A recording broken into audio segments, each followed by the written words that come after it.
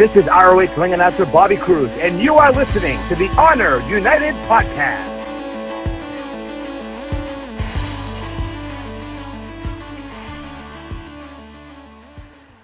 Welcome to the Honor United podcast. This is episode number 1.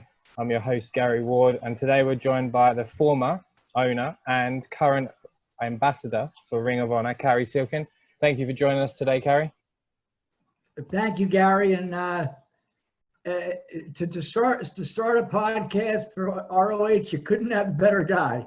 No, thanks for having me on. No, you're the best guy to have on. You were the first choice that I wanted when Ring of Honor and namely Delirious, we've been talking about doing this. You were the first person I wanted to speak to.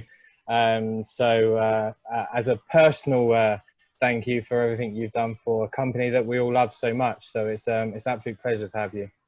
You're welcome. And I'm going to start your podcast by interviewing you first. So just a question. Okay.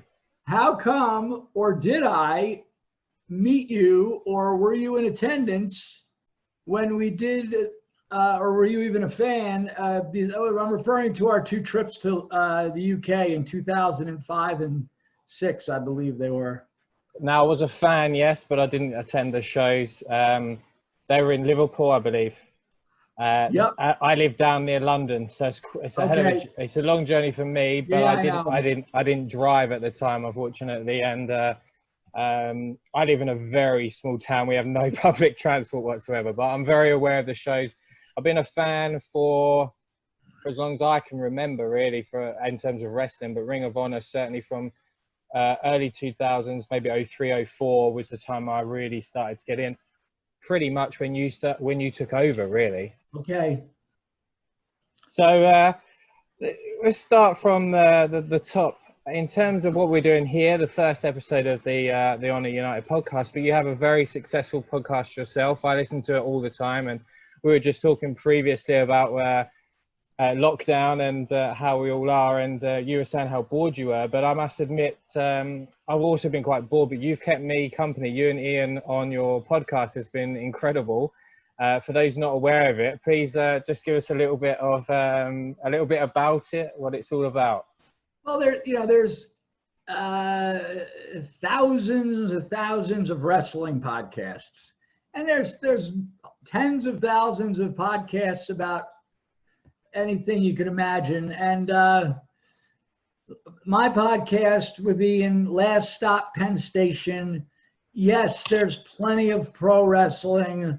It's festooned throughout the episodes, but it's also about my story and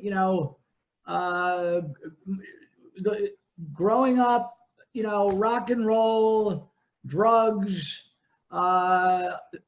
eventually finding my way to hustling tickets, working the streets of New York City, working the streets with tickets. I wasn't good looking enough to work the streets otherwise.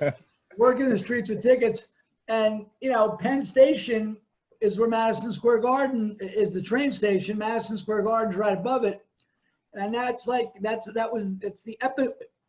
under normal circumstances, that was the epicenter of events. And we're talking pre-internet. We're talking there was Ticketmaster and this and that, but people would go, excuse me, how old are you? I'm 34. Right. Okay. So back in the, I'm 63. So when I started going to shows, sports, wrestling, and rock and roll and other concerts, you would often buy tickets on the street. Everything's changed so much. But anyway, a lot of it's about my experience and all these crazy characters that I met, and these situations in the late 80s, and leading into me cleaning up my act, leading into me getting involved. I'd always been a wrestling fan, and leading me, eventually to getting involved with Ring of Honor. And sort of the story is continuing, but the real end of the story is there we were doing Madison Square Garden last April, the same place that I saw my first major arena wrestling show, which I begged my dad to take me to in 1971, and then going there for all these great shows. You know, I don't know if you're much of a rock and roll fan, but we're not talking, particularly. That's all right, but we're talking the prime of Led Zeppelin and the Who, and you know, getting to see Elton John, and I'm naming all these great British acts, you know, and the Grateful Dead and Black Sabbath, and we would go see Billy Joel. We would go to anything. We would go to anything. We didn't care if it was something we consider light, like Billy Joel, or if it was Iron Maiden. But anyway, the podcast has, you know, it's about stories, situations, and characters. Last stop, Penn Station. It's certainly not boring. It definitely isn't. I mean, when I first saw you and Ian announce it, I was very excited. As a promoter in the UK myself, I've always looked up to yourself and what you've done with Ring of Honor, and I always thought I'd love to be able to speak to you about things. And so when I first thought, oh, it's a podcast with Cary Silkin, I thought this is going to be really informative. And then when I listened to it, I was immediately hooked. The stories and the characters that you talk about are incredible. I would never have imagined in my wildest dreams that you would have had a lifestyle as you had. Oh my God! In any way, you have a pre-assumption of someone when you first see them, or you see what they're associated with. And I was very surprised by a lot of your stories, but they are fascinating. And I mean, the biggest person on there for me is the camel. I love the camel. He eats breakfast. Yeah. And we didn't even get to. He was just one of the many oddballs and these guys that hustled the streets. I mean, we haven't spoken yet much about Silent Sydney. We haven't spoken much yet about Freddie the Weeper. We haven't spoken much yet about Blockhead. We haven't spoken much yet about the five Bernie brothers and so many others. And that's just in that little late 80s period. We recorded two on Tuesday night, and we're now in we don't go in linear order. We're into like my post college career. My college career consisted of 1 year of community college where I majored in pinball and joint rolling, and that was that. And so we're talking about what happened to me after that. So there's some good episodes coming up. Stick with us. Thanks for the plug, Gary. Yeah, there's some incredible episodes prior to what you've just explained.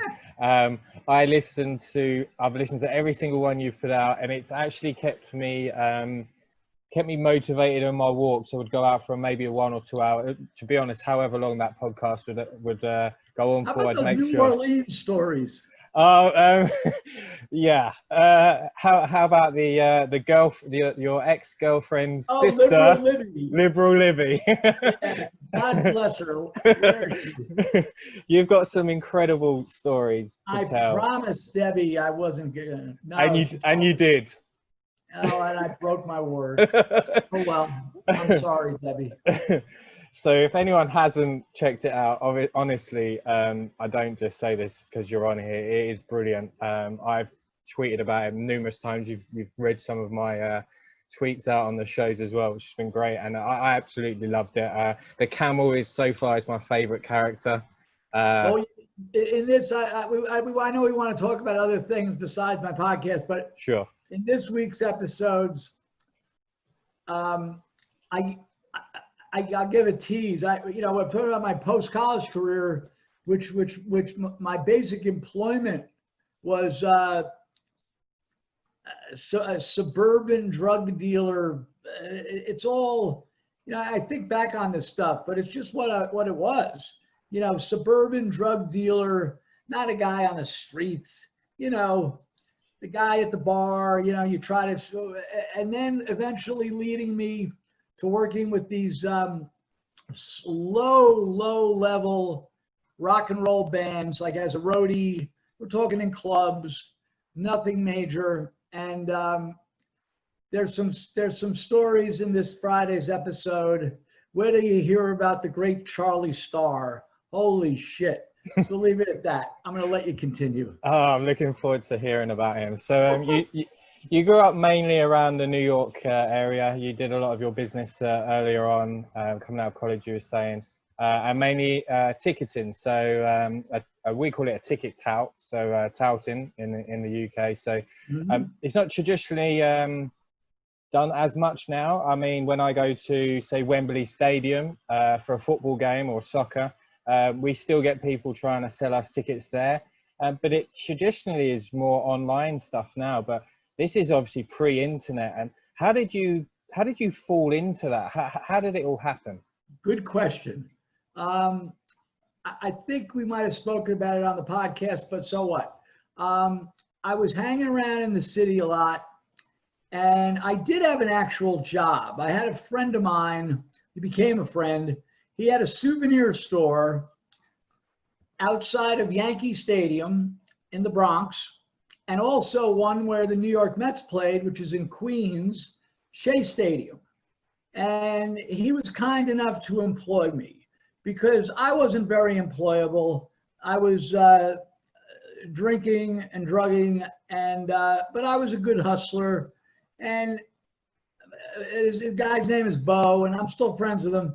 Anyway, I used to go to, as I said earlier, I would go to a lot of events, and I was aware of this tickets hustling. But when I was at 162 baseball games a year, working with Bo, helping him sell his souvenirs, I noticed these guys, which I had also noticed at these other events, but these guys are making money at these games, and I got to know some of them. And one thing led to another, and I befriended a couple of them, and they sort of took me under their wing. And actually, and this, I didn't start as a tout or a scalper. I was the lowest rung of the ladder, and which I got to enunciate it properly. And we have spoken about it in Last Stop Penn Station, but that's okay. It's called it starts with the letter D, like dog, a digger. And a digger is somebody who stands online. Back then, like, let's say, I don't know, Metallica was going on sale or U2 was going on sale at Madison Square Garden.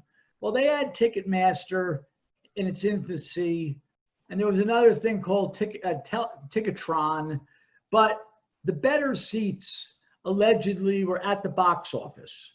So if you stood online all night, we're not, the first time I went on a dig, the guy tells me, listen, you stand online, I'll give you the money to buy whatever the ticket limit was. Let's say it was 6 tickets. And you'll make like $60. I'm like, all right, what time should I get there? The ticket sale is at 10 o'clock. He goes, be there at 9. I go, okay. And I said, I'll see you tomorrow morning. He goes, no, 9 p.m. Wow. I'm like, what? Because you had to get on, because there were so many diggers and, crews of these scalpers had crews. So that was my start into the ticket business as a digger. Eventually, as I said, I befriended a guy, Freddie, the Weeper, and he was a long-time street scalper, but he was always very timid. So he didn't like to, he would hold tickets, like we were at an event at the Garden, whether it was a New York Rangers hockey game or a Yankee Stadium event or whatever event it was. He didn't like to interact with the fans. So I would work for him. So that's what got me started. And it goes on from there. Eventually, I got off the streets and started working in a ticket agency. And I opened my own agency. I changed my lifestyle with my habits and my drinking and drugging problems. And I've been to a few rehabs. I'm not ashamed to say it. It's important to say it. And I cleaned up my act and I opened my own place in 1998, Rave Review. And if it wasn't for Rave Review, there would not have been a Ring of Honor. No, we wouldn't be sat here now talking about Ring of Honor, and you wouldn't have had a podcast. You wouldn't have which I hear is a potential book coming out too. You wouldn't have all those things without that beginning. So why it's good to talk about these perhaps unsavory times in modern speak, and the difficulties you went through with your addictions. It's fantastic that you can be open and honest and talk about things, because you never know who is listening on those podcasts that may then think, I need some help, or I need to do something, or I need to change my life. And that's very amicable of you that you're doing that.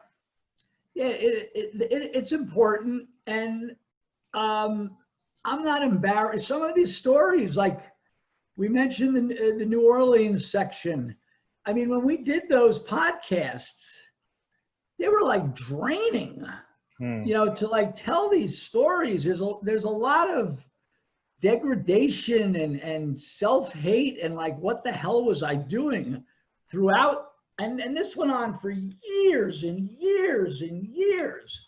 But it all led to me getting to be out in the ring at Madison Square Garden in 2019. I tell people the odds of this would be like, they in the US they have the Powerball, which is like a national lottery. Yeah. A $50 million, whatever, these crazy. You'd have a better chance of being struck by lightning 4 times in your lifetime than hitting the Powerball. Well, same with me, being able to survive all this and change my life, and everything, and I'm sure you have stories too. Whatever they are, everything we did leads us up to this spot right now with me talking with Gary Ward, and it's very cool. And it's more cool for me. Trust me on that. We won't go too much into your podcast, because I really do want people to go and listen to it and to watch it on YouTube too. It is brilliant.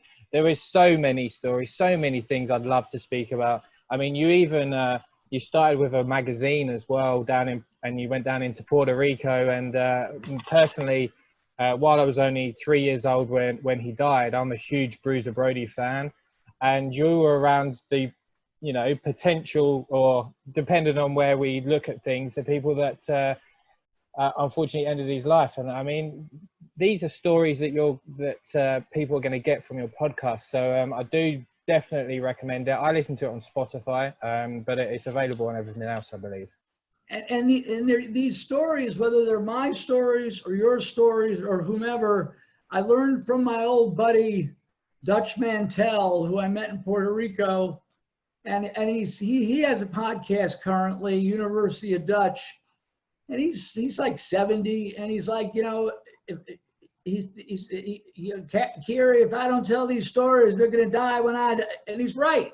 They're going to die. So it's important to, this is as wild and crazy as, whether it's wrestling or just life stories in general, it's important to document them. I think it is.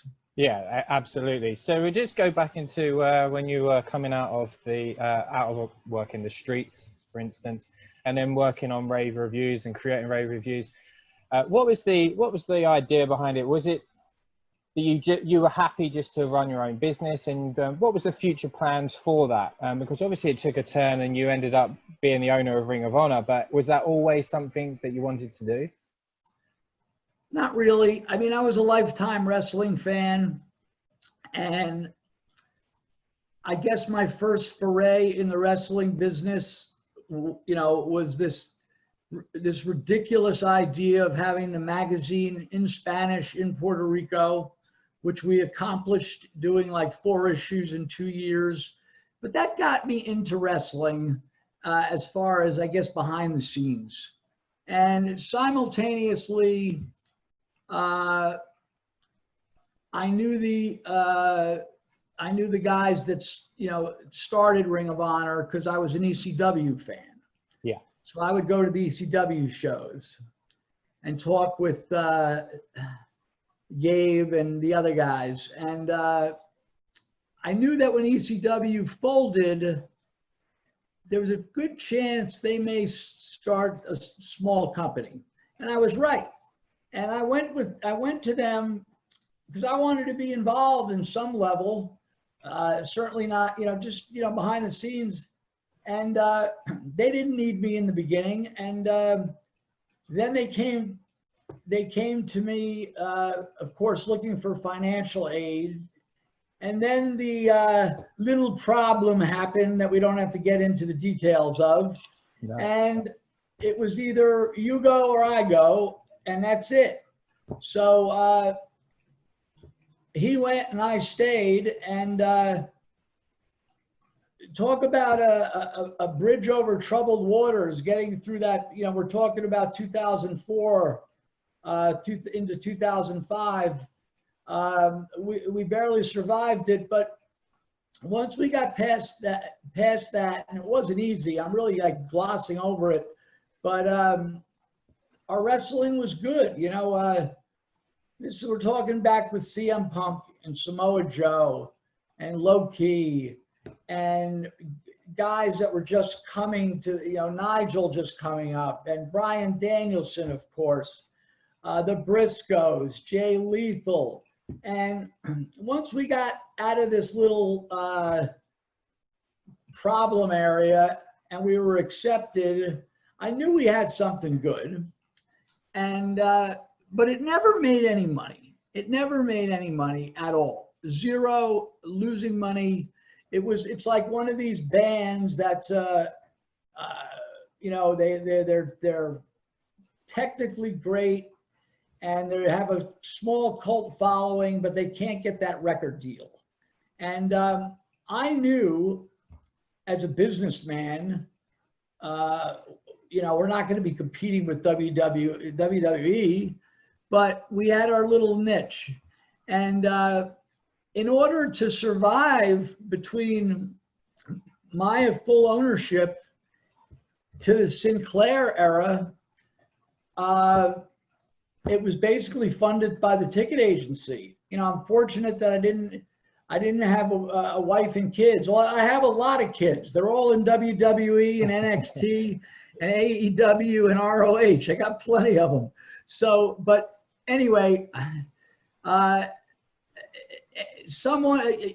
used to say a college kid with an understanding of mathematics, but a 10-year-old kid that knew how to add would tell me, you got to get rid of this thing. You're losing money every month. But, you know, my passion, my love of the product, and I knew we had a good thing. I knew we had a good thing. And fortunately, the ticket business was good.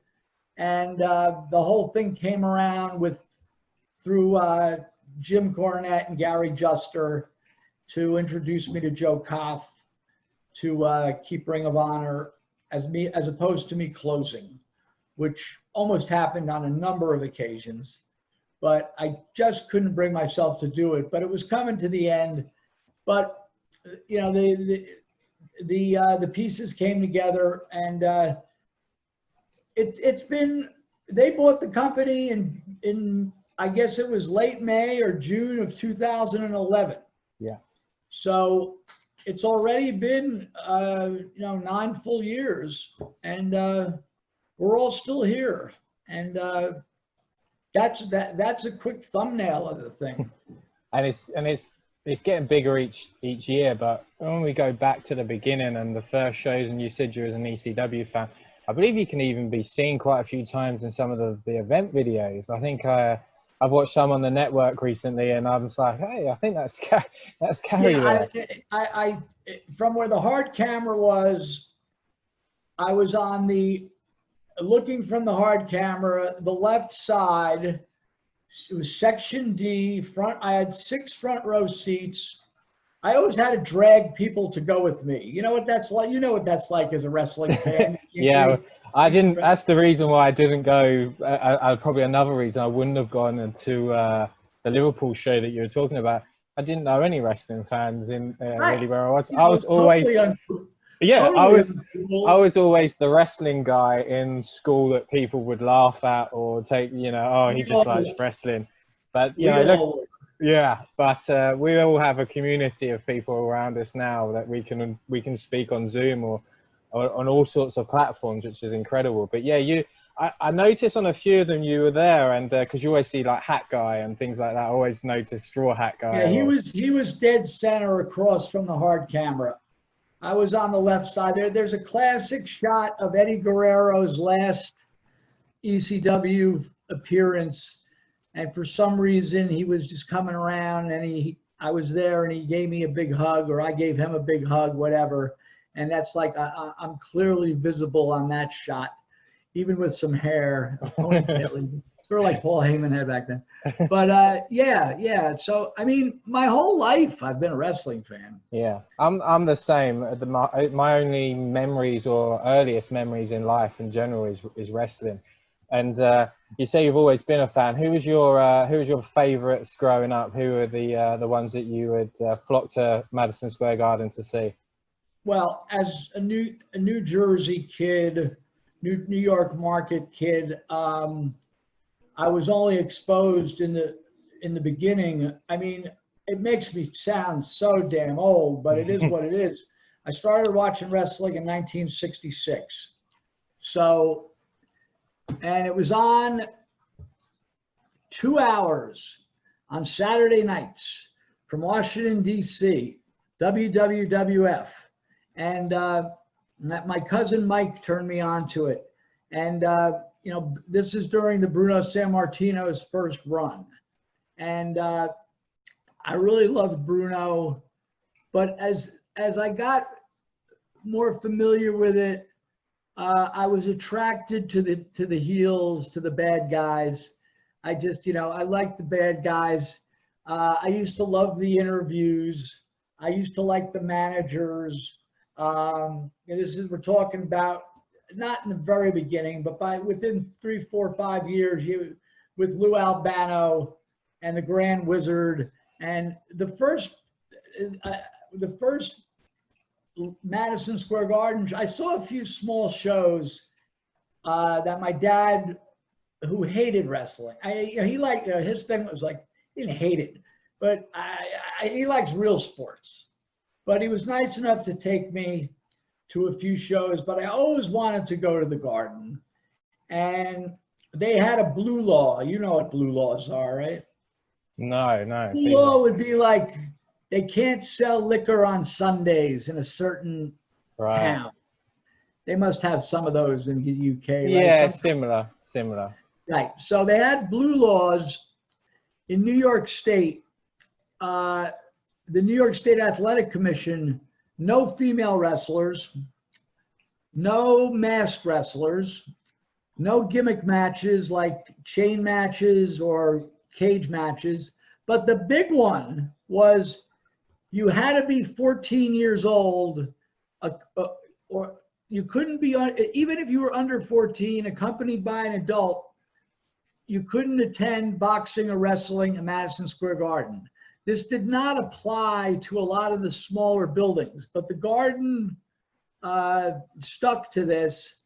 So on my 14th birthday, as a birthday present, my dad took me to the Garden, and it was Bruno had lost the belt to Ivan Koloff a number of months before that, and Pedro Morales was the champion. And guess who he was wrestling? My favorite bad guy of all time, Classy Freddie Blassie, who was in his last run. I mean, Freddie Blassie in the early 70s had to be like, I don't know, 52, 53, but it was still Freddie Blassie. And that was my first experience, going to wrestling at the Garden. And, I was 14. Eventually, my cousin Mike, who's helping me with my memoirs, he's a longtime writer. He was a fan also. So he was like 3 years older than me. So he had a license and a car, and we would go to wrestling. Like it was always on a Monday night at the Garden, once a month. And so we're talking 73, 74, 75. And by the time 74 came around, Mike was dropping off, but I was old enough, and where I lived, it was only a 40-minute train ride or bus. And like I said, the train leaves you at Penn Station. So I had a couple of people that would go. So I would go to the Garden practically every month. It faded in and out as I got into my early 20s, and my life was going sideways with the drugs. I wasn't always going. I mean, I liked it, but I wasn't always going. But I went there enough. I remember seeing Bruno in his second run against Superstar Graham. And then the Bob Backlund era came. And we hated Bob Backlund. But we would go anyway. Yeah. And the Garden always had, if you watch it on the network now, it was very slow. The kind of wrestling they had. It was slow. And what I failed to mention was I had the WWF TV, but a crazy thing happened in 1970 or 71. There were two of these odd stations. They used to call them UHF stations. Mm-hmm. And they started showing, it was like a miracle. One of the stations started showing championship wrestling from Florida on Tuesday nights at 11 o'clock. And I was like, oh my God. Now I'd read about it in the magazines with Gordon Soley announcing, and it was a different style, and then the other station, Channel 41, had 2 hours of wrestling from the Olympic Auditorium in Los Angeles. It was in Spanish. We didn't care. And so we would, I was being exposed visually to seeing these other territories. And Vince McMahon Sr. was very smart. He was a member of the NWA. Some people know that, some people don't. But he's one of the original members, correct? Right? But he wasn't recognized like WWF. Even though WWF was their own thing, he was a solid NWA member. He was highly respected. He was a member. Was he a member all the way up, even after Junior bought the WWF? He was still a member around that time. Possibly, or maybe when Junior, by the time WrestleMania 1 came around. Yeah, he was. He would have been gone. Started taking over. But anyway, he would bring in some of these stars from LA and bring in some of these stars from Florida, not to like do a program, but just to do a one-off at the Garden. So I got to see a lot of good stuff, and it continued. It just continued. I had my ebbs and flows, but the ECW sort of reinvigorated myself. That's a hell of a shot of you there. I've no idea what's going on with my camera, so I do apologize. Obviously, no one can see this, but my camera's gone a bit crazy and it's kind of got my logo in the background. So apologies there, Cary. But anyway, the bottom line is I was a wrestling fan my whole life, and that's and I still am. And what do you? I still am. I don't know if I answered your question very well. No. What the hell your question was? Started with something with ECW. Yeah, we were talking ECW, but it's fine. We were looking at really about your whole life. And you've been a wrestling fan your entire life. So I think so many people can resonate with that when you look back at difficult periods in your life, and you were talking about when you were transitioning going into rave reviews. And was wrestling back so prominent with you then? And is that where you felt the want or the passion to get involved more? I know you talked about owning the magazine, and that was your first sort of in the door, and we've all been there. It's that first time you're in. As soon as you're in, that's it. It's just like a new drug, right? Right. And the magazine was another financial disaster, but it was so cool being in Puerto Rico and getting to know these guys and getting to go to to good weather often. It made no sense doing it. It could have made sense, and there's some episodes you could hear in our podcast about it, but these guys in Puerto Rico didn't really want to work with us. And so when Rave Review, which started in '98, I got lucky with it was a good period for tickets. And there were some good opportunities to make some money, and there were opportunities to lose money too, but the balance was we were able to make some money. And so when the Ring of Honor thing came around, I had enough money to play around with that I was able to get started with it. And at the same time, heavily staying with the ticket business.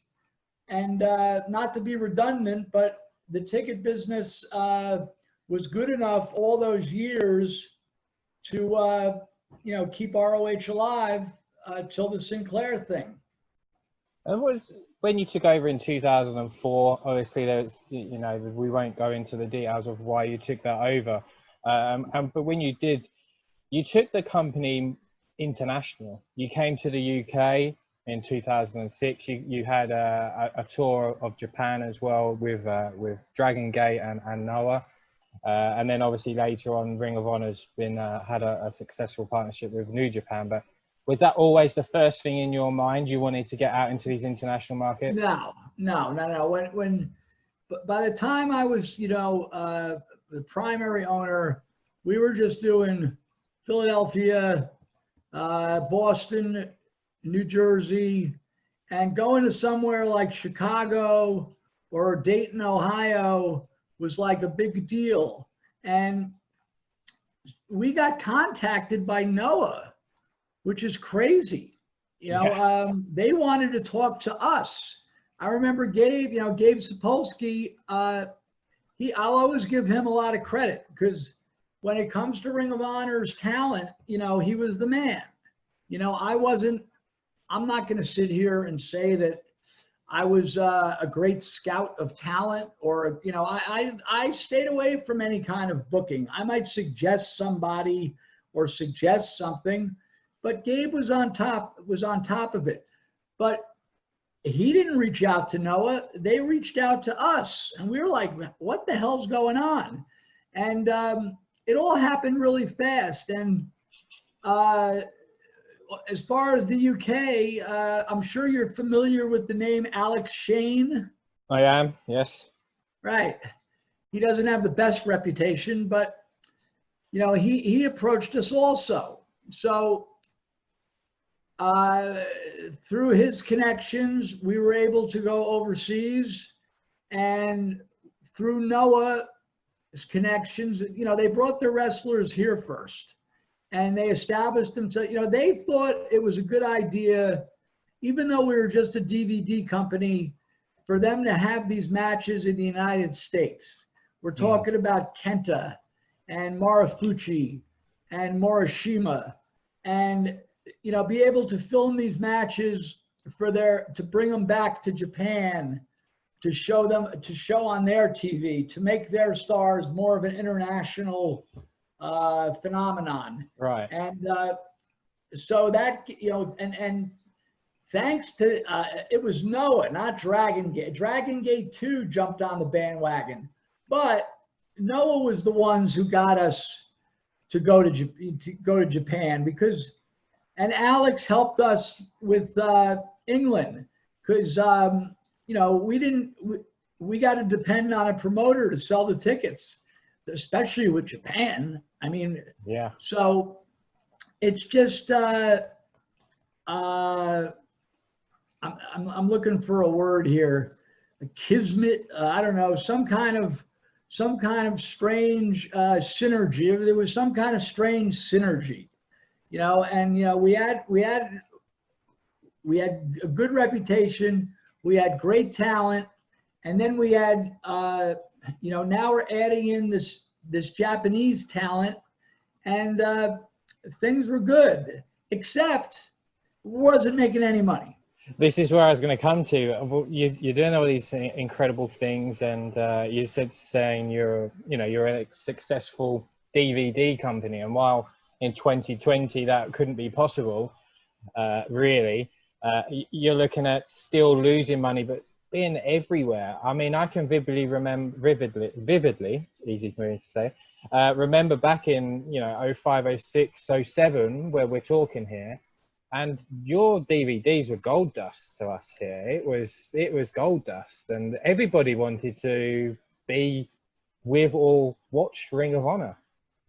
Yeah, I mean, listen, the DVDs did sell well, but to run the whole circus, yeah, with paying all these guys, the travel, the this, the that,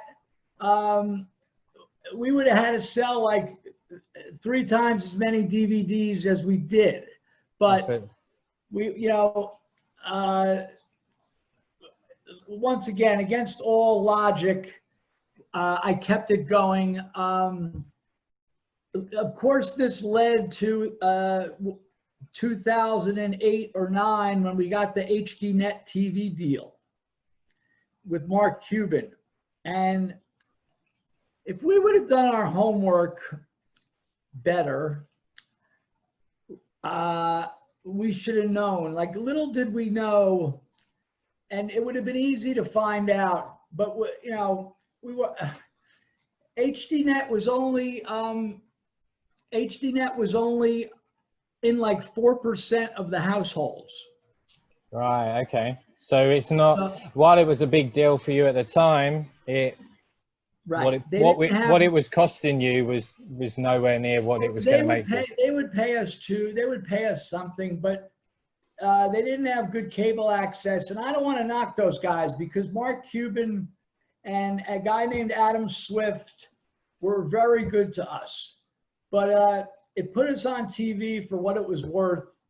It sounded good, but once again, there was just no money there. I remember the first time HDNet was on, I'm thinking the orders are going to be flying in to, you know, online, and that wasn't to be. But they were very generous, and it helped keep us, let's put it this way, it helped keep us alive. Not because of their viewership, but you know, they would fund some of their, they would fund some of the tapings. And but things were getting rough. We're talking 2008, 9, 10 here. Yeah, and at that time period as well, you've got some of the best upcoming wrestlers, and then a lot of them now, to be honest, you can see in the WWE. And when you were talking earlier, you've got lots of children.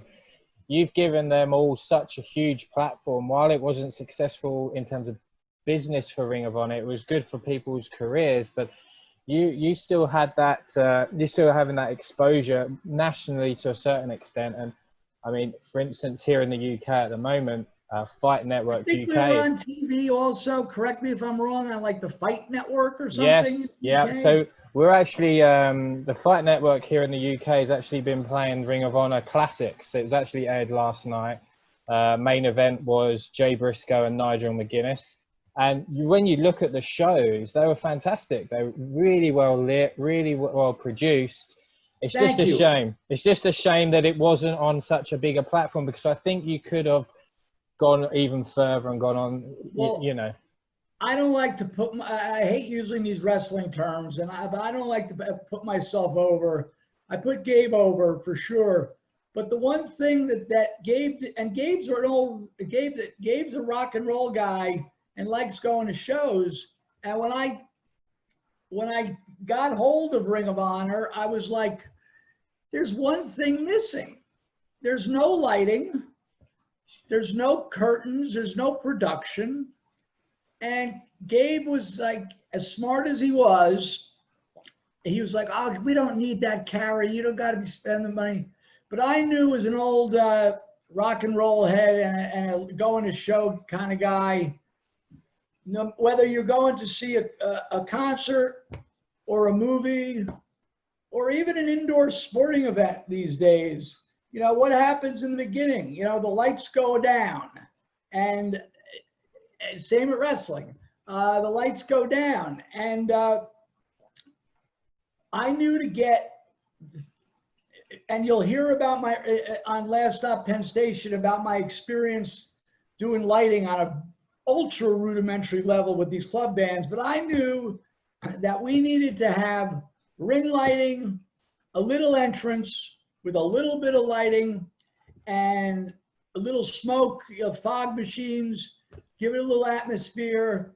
And then I was watching Raw one night in like 2003, and I noticed they had the black barricades that were around the ring. And I'm like, we had the classic indie bicycle rails. You know what I'm talking about? Yeah. Right, where you would lock a bike up. We have them here as well for some of our shows. I was like, we can't have that. We need, and it might have been my old general manager, Sid, who thought about the metal, having the logo, using these large metal, sheet metal pieces to cover the bike rail, have the Ring of Honor logo. It happened organically.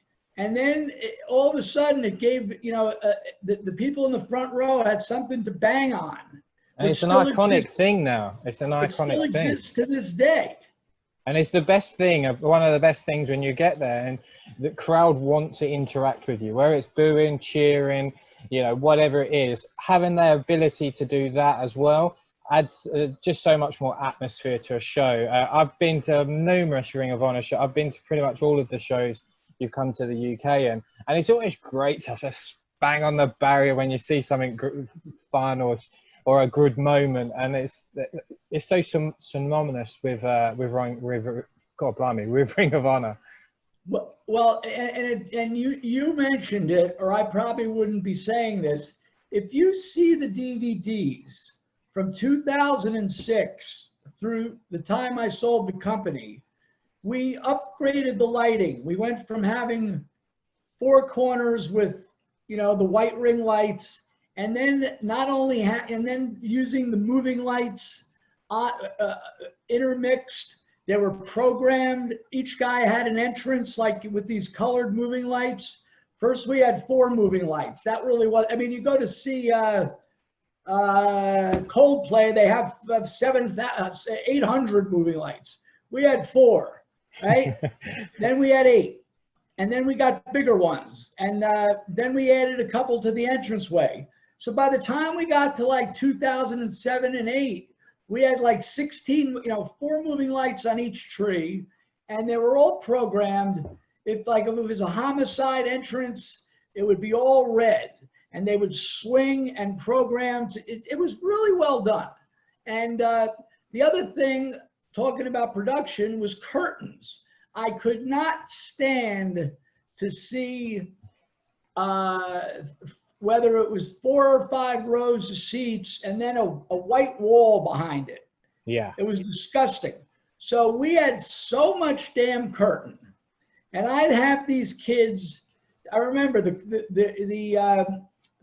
pipe and drape, they call it. We got 18, I think it was 18-foot pipe and drape, and just I would make sure there wasn't there would be, if I could completely surround it, because this way you could make 5. You can't tell that there's 500 people, right? It looks, you got to try to. I mean, if you go to an event now, like when they were running, I mean, I went to a SmackDown event to see some of my friends about a year ago, and it was at the Prudential Arena in Newark, New Jersey, where the Devils play. And it's a 20,000 seat arena. And with the entranceway, it's probably set up for 15,000. And they might have had 4,000 people there. But there's so much curtain. Yeah. You know, and they're not going to allow you to, you know, WWE. And I was not on a scale of that, obviously, but I was on it mentally. We wanted it like that. So I think a lot of our DVDs from that era stand up because that helped a lot. They absolutely do. The DVDs, and I was saying, the TV shows, HDNet shows, all of them really stood out, especially for me. I've been going back watching some things recently. As we all know, there's not any shows that we can go to, but they definitely stand out. There's something that I actually do as well here in the UK on some of the shows that I've promoted. We had draping, just because you don't want an ugly sports hall wall showing on your TV. And it absolutely makes such a difference. And you can definitely tell that there was bigger things coming for Ring of Honor around this time period, just from the production side of things. We're trying to make it look good, at least.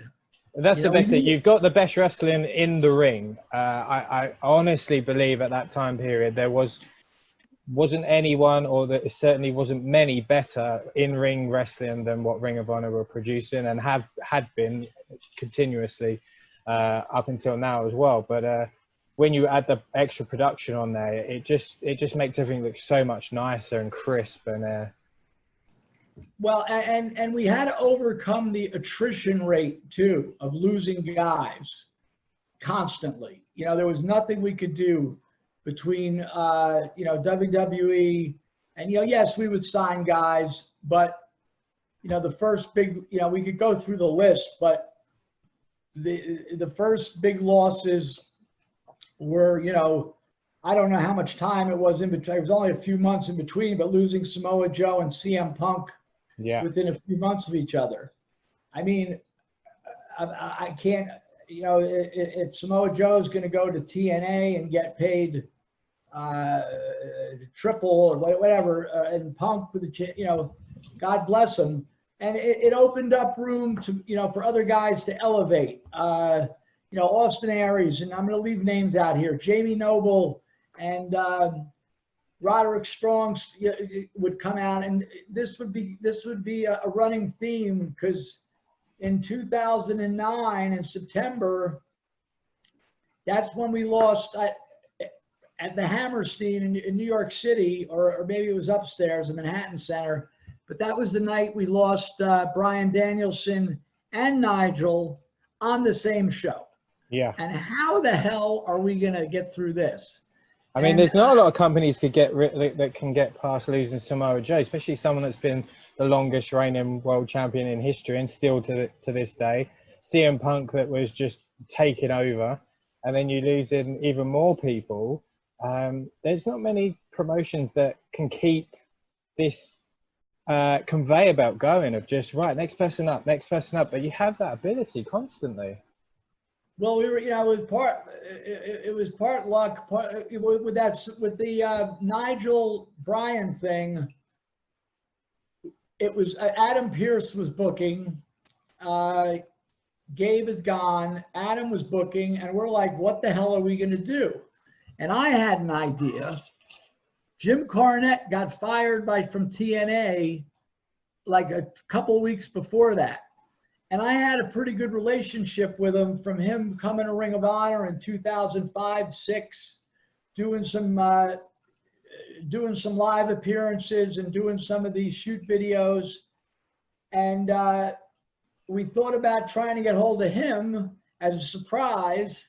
And also, two-time Ring of Honor champion Homicide was available. So, and he hadn't been around for a number of over a year.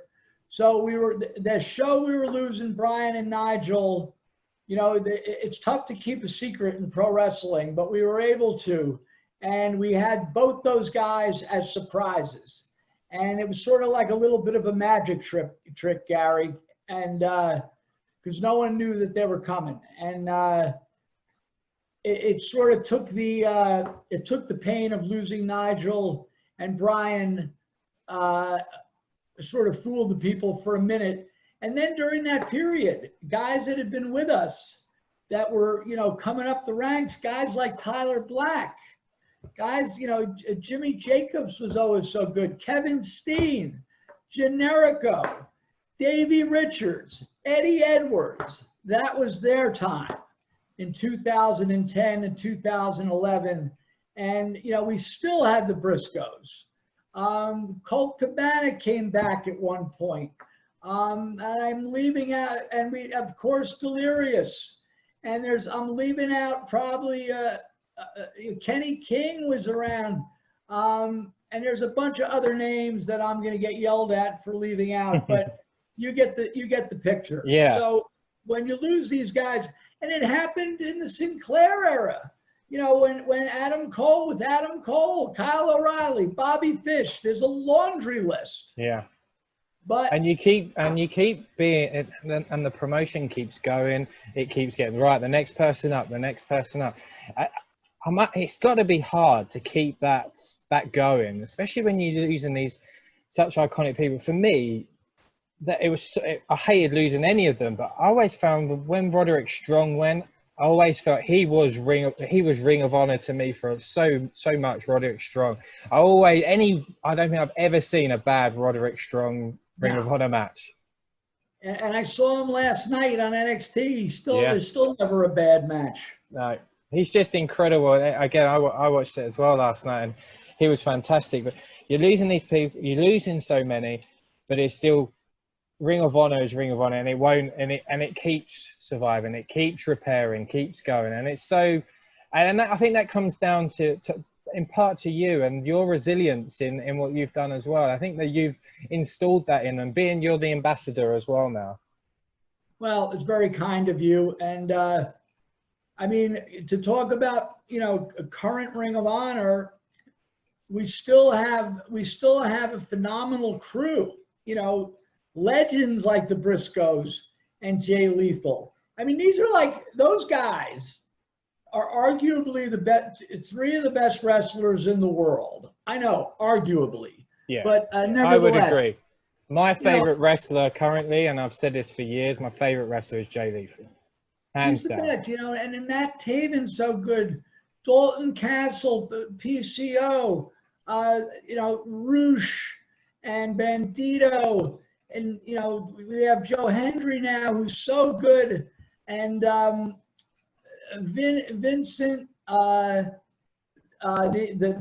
bouncers, Silas Young, who's been around forever. He gets forgotten about. Kenny King. I'm going to get in trouble here again. But we've missed a couple more Brits out on there. We obviously have Marty Skrull as well over with yourselves. We have Session Moth Martina too. The current roster is stacked. It is looking very good, and everybody is chomping at the bit to get going, as I'm sure we all are. Is there anybody on the current Ring of Honor roster that you, like you said with Silas Young, I agree with you. I think Silas Young is very underappreciated. Is there anyone on the current roster other than Silas that you think is going to be sort of a breakout star when we go back to normality? It's a good question. I like what I've seen with Joe Hendry, and even though he's been a Ring of Honor champion, and we didn't mention his name, I think we still haven't seen the best from Dalton Castle. Yeah, he's so entertaining, good. So entertaining, so good in the ring too. I left out some names of the Mexican crew. Help me out here. Flamita. There you go. And Ray Horace. Right. They're all three of them. I think Bandito is going to be the next sort of big special one, I think, in terms of a Mexican wrestlers. I'm extremely entertained by him every time I see him. Obviously, Mark Haskins as well was due to... Haskins is amazing. And Tracy Williams. Yes. Jonathan Gresham. Right. I'm going to get in big trouble. Jonathan Gresham. And a guy like, you talk about guys that have been around and they've been in main events. They sort of trickle down. But a guy like Rhett Titus, Yeah. he's been with us for years. This is just good, solid talent. And Gary, let's hope that we see some new content with Ring of Honor. Let's hope there's something in the works.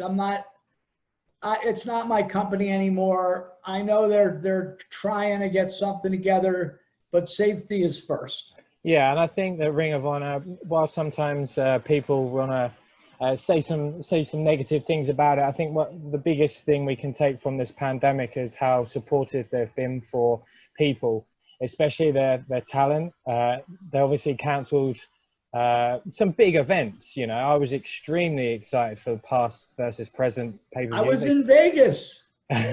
You were ready for it. 24 hours. And they cancelled the show. We obviously see reports, and then Joe Koff confirmed that the people were still paid for the show.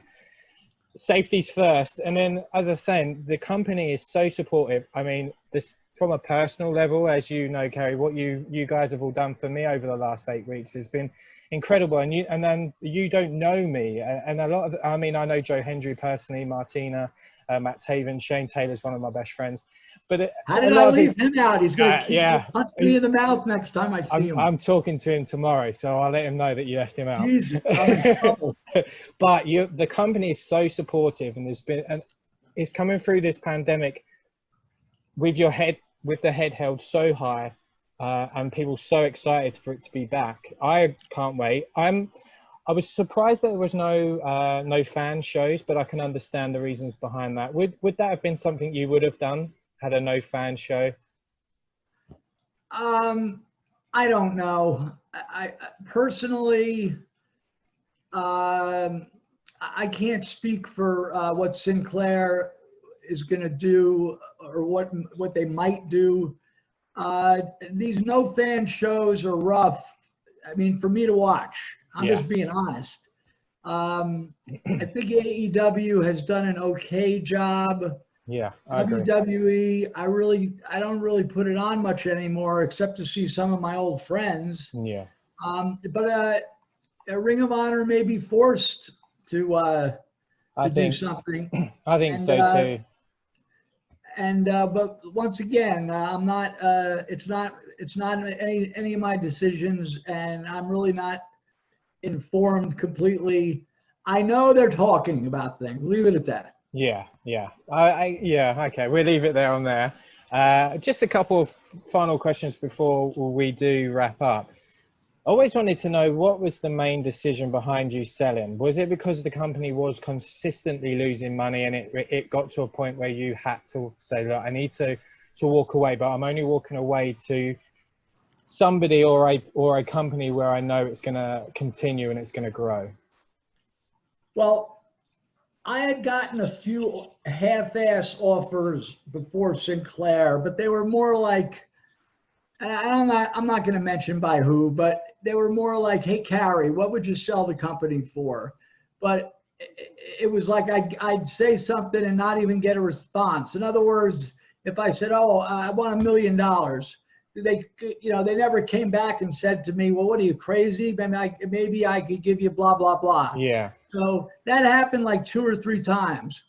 And then the Sinclair thing, I mean, that whole process, Gary, took like 1.5 years. Thank God for thank God for Jim Cornette knowing Gary Juster, who knew Joe Koff. And thank God for Joe Koff. He's a good guy, and he's an old school wrestling fan. And he knew Gary Juster through wrestling from the 80s. And Joe pushed the idea to the Sinclair management. And yeah, to answer your question, it was a financial thing. I had to make a move. So, and it was to the right people. Yeah. Because and I spoke to Joe the other day. I mean, Sinclair, it's a blessing that, you know, we're putting out good content for the TV show, whether it's best of, whether it's classic matches. There's, you know, we're still airing and getting decent ratings or good ratings in like 175 markets across the United States. Sinclair has some good, you know, some good stations in good cities, Baltimore, almost every major city.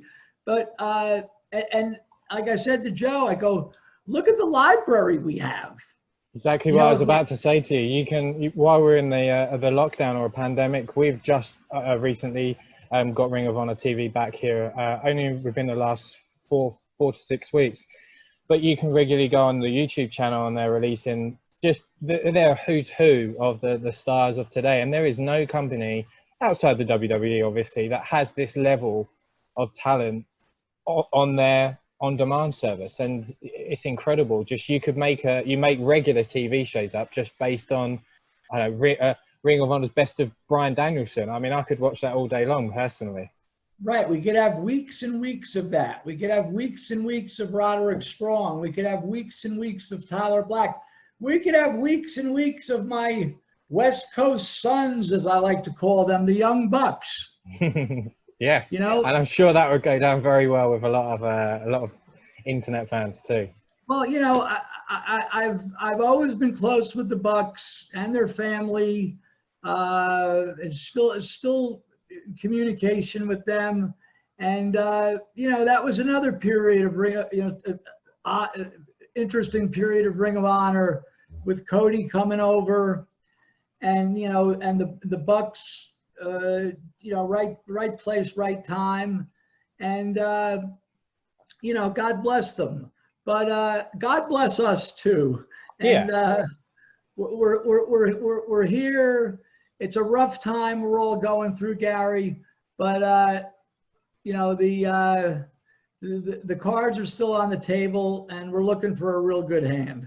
And I think we're going to find a real good hand soon, Cary. Honestly, I really do appreciate you giving me an hour and 20 minutes of your time. It's been an absolute honor of mine. I've wanted to talk to you for a long time, so I really do appreciate everybody. You're welcome, and I'm interrupting you, but I just want to say there's two unsung superstars of Ring of Honor. I left out a lot of names and probably some on the current roster that I'm going to get shit for, but two on the current roster who have been with me for almost the whole trip. One of who are like Hall of Famers. One of them is Todd Sinclair, yeah, the best referee in pro wrestling, and the other one is good old Bobby Cruz. Yes.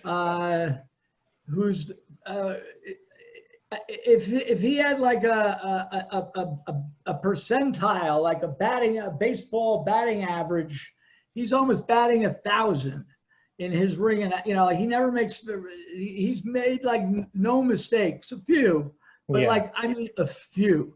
But those are two of my good friends. So, he's a really good guy. Every time I come to the UK shows, he always remembers. I've been to obviously backstage, etc. He always remembers me. Always comes and says hello. Always sort of checks in how I am, and you know, even on sort of social media, he would do the same. And they're very good guys, and you just have such a great team there, Ring of Honor. It feels like you always have done. Right, and not to mention my podcasting partner, but our announcer, Ian Riccaboni, who does such a good job. Talk about, you know, Kevin Kelly suddenly left for greener pastures. Yeah. And there's Ian, just like, okay, go. And he's got, you know? that's some big shoes to fill, because I thought Kevin was tremendous with Nigel and definitely with Steve Corino. That was such a good partnership, and he had some big shoes to fill, and he, as you said, he's done so well, and he's very, very good, and you've just got a fantastic team there. And Caprice, I know, I just thought of somebody who would have yelled at me, but and I'll still have someone. But how did we leave out Flip Gordon? Yes, Flip, yeah. I mean, the rise that he's done, he worked on a show with me here in the UK maybe 2.5 years ago. It was a very small show. And I watched him, I thought, wow, this guy's really good. And I photographed him. That's how I came into wrestling, as a photographer. And then literally a year later, he's in Ring of Honor and he's in York Hall, and the line to meet him was just incredible. And we kind of looked at each other and I was like, wow, you look at just that moment again of someone coming to Ring of Honor and making the name for themselves and being given that platform. And it seems like that this is what Ring of Honor consistently does for people. The who's who of people in AEW, in WWE, NXT, have pretty much come through Ring of Honor. And as we close up here, we're in a period of time where there's a lot of shifts of guys leaving companies. So who knows who might show up in Ring of Honor in the next coming period of time. I know there's a few that I would certainly love to see back. There's a couple of maybe a couple that I'd love to see back. I would love to see them back. Just a couple of questions just finally. The last question I wanted to ask you, I already know the answer. Your proudest moment in wrestling, is it April of 2019? Yeah, that I mean, especially with my whole, with the background of my life, going to the first wrestling show at the Garden, seeing all these great bands at the Garden, going to then scalping tickets in front of the Garden, and then to actually be in Madison Square Garden, putting the belt on Matt Taven. It's, it was nuts. I've had a lot of great moments, but another great moment, and it involved Flip, when Flip and Bully had that feud. Yes. And I got to hit Bully with that stick. That was the best thing. That son of a, oh man, he's a son of a. No, and Bully added a lot to Ring of Honor, in his time. We've had so many people come through, legends and this and that, and let's see what the next few months and years brings us, Gary. Absolutely. I did ask a couple of some people online if they had any questions to ask. Have one from Ryan Scott, who asks, if you could choose a former Ring of Honor talent to come back, who would it be? Ooh. Well, the way the question is if they were active, I guess. We actually have this, Adam Jones actually asked a similar question. He said, if Cary had a time machine, which superstar would he bring back from the past to Ring of Honor? So you've kind of got a past and a present. Well, I'll just name two, and they're from the same era, but one of them's active and one of them is sort of active. Bryan Danielson and Samoa Joe. Absolutely. Bryan Danielson all day long for me. Right. But as I said, Cary, thank you so much for joining us. This is the first episode we've done. I hope that everybody enjoyed it. We will continue to try and promote Ring of Honor here in the UK as best we can. Ring of Honor is indebted to you so much. So thank you so much for all you've done, Cary. Well, and thank you for your support of the company, and thank you for letting me be your guest. I appreciate it. Thank you so much. Next time on the Honor United podcast, former Ring of Honor television champion Shane Taylor.